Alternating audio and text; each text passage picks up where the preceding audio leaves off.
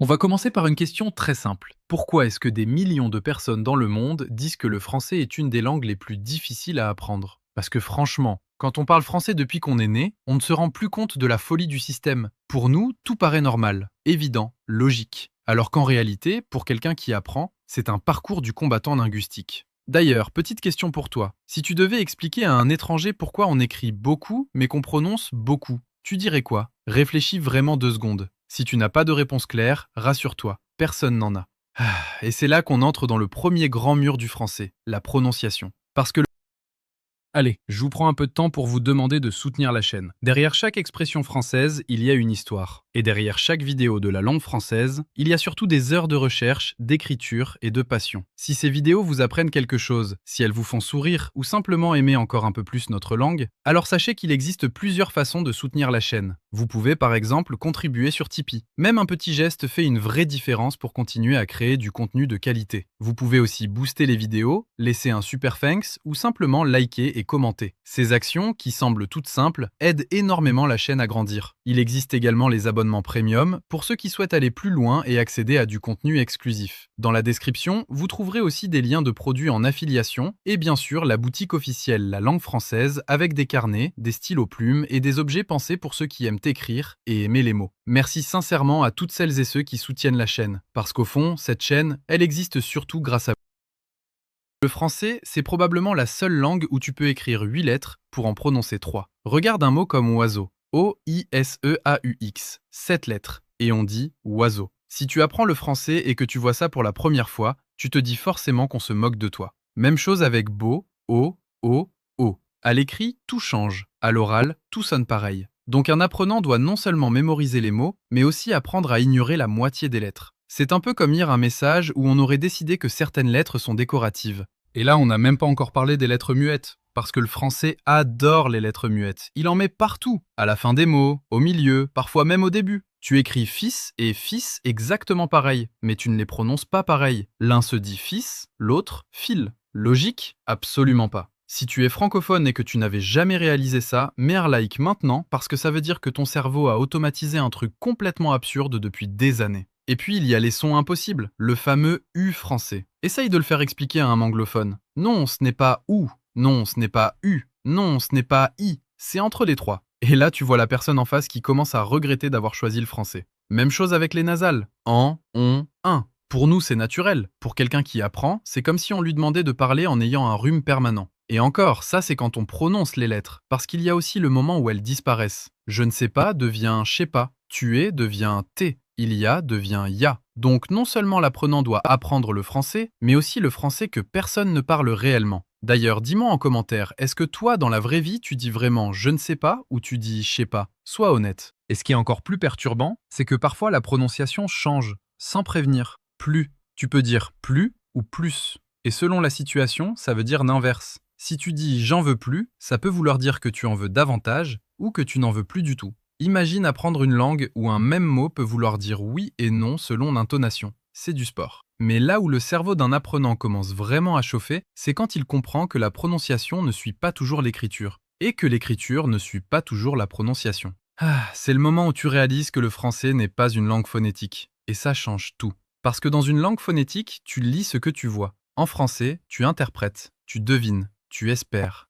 C'est un peu comme un jeu de piste permanent. Et pourtant, malgré tout ça, on continue. Parce que le français a un charme particulier, une musicalité, une fluidité. Et c'est souvent ce qui pousse les gens à s'accrocher, même quand ils ont envie d'abandonner après avoir vu oignon. Alors justement, parlons-en. Oignon. Pendant des années, on l'écrivait avec un i qui ne servait à rien. On l'a simplifié, mais tout le monde continue à l'écrire à l'ancienne. C'est typiquement français. On simplifie, mais pas vraiment. Si toi aussi tu écris encore oignon avec un i, dis-le en commentaire, qu'on se sente moins seul. Et là, on n'a parlé que de la prononciation. On n'a même pas encore ouvert la boîte de Pandore suivante. Parce que quand quelqu'un commence à comprendre comment sonnent les mots, il découvre ensuite comment ils changent. Et là, bienvenue dans le monde merveilleux de la conjugaison française. Parce que le français adore changer les mots selon le temps, la personne, le contexte, l'humeur, la météo, probablement la position de la lune. Tu prends un verbe simple comme être. Je suis, tu es, il est, nous sommes, vous êtes, ils sont. Déjà, rien ne se ressemble. Et ce n'est que le présent. Tu passes au passé. J'étais, j'ai été, je fus, j'aurais été, j'eus été. À ce stade, même certains Français abandonnent. Et le pire, c'est qu'on a des temps qu'on n'utilise presque jamais, mais qu'on apprend quand même. Le passé simple. Qui dans la vraie vie dit « nous mangeâmes » ? Personne. Sauf dans les livres ou quand on veut impressionner quelqu'un à un dîner. Si tu as déjà utilisé le passé simple à l'oral, écris respect en commentaire, parce que c'est un niveau de maîtrise inquiétant. Et puis, il y a les verbes irréguliers, ceux qui décident de ne suivre aucune règle. Aller, je vais, nous allons, j'irai, j'allais. Rien ne va ensemble. C'est comme si chaque verbe avait sa propre personnalité. Et c'est là que l'apprenant comprend une vérité essentielle. En français, il n'y a pas seulement des règles, il y a surtout des exceptions. Et des exceptions aux exceptions. Si tu veux, dans la suite, on va entrer dans le domaine que même les Français redoutent, l'orthographe. Celle qui fait trembler les élèves, pleurer les adultes et déclencher des débats familiaux le dimanche soir. Et crois-moi, c'est là que la langue française révèle tout son génie et toute sa cruauté. Avant de continuer, petite pause. Si cette vidéo t'aide à voir ta propre langue autrement, pense à t'abonner maintenant. Ça aide énormément la chaîne et ça me permet de continuer à faire des vidéos où on apprend des choses sérieuses en rigolant un peu au passage. Et justement, parlons de ce moment précis où quelqu'un sait parler français, mais ne sait absolument pas l'écrire. Parce que oui, en français, parler et écrire sont presque deux disciplines différentes. Et c'est là que les ennuis commencent vraiment. Parce que oui, à partir du moment où quelqu'un commence à comprendre et à parler un peu français, il se dit généralement « Bon, ça y est, le plus dur est fait ». Et c'est exactement à ce moment-là que l'orthographe arrive et met tout le monde d'accord. L'orthographe française, c'est un peu comme un jeu où tu connais les règles, mais où elles changent discrètement pendant la partie. Tu entends « O », très bien, mais tu ne sais pas si ça s'écrit O, O, O, OT, OS, O, même son, 5 possibilités, et parfois plus. Donc écrire un simple mot devient une sorte de pari statistique. D'ailleurs, petit test pour toi. Si je te dis le son O, combien d'orthographes différentes tu peux citer sans réfléchir ? 2, 3 ? Si tu dépasses 5, franchement, respect.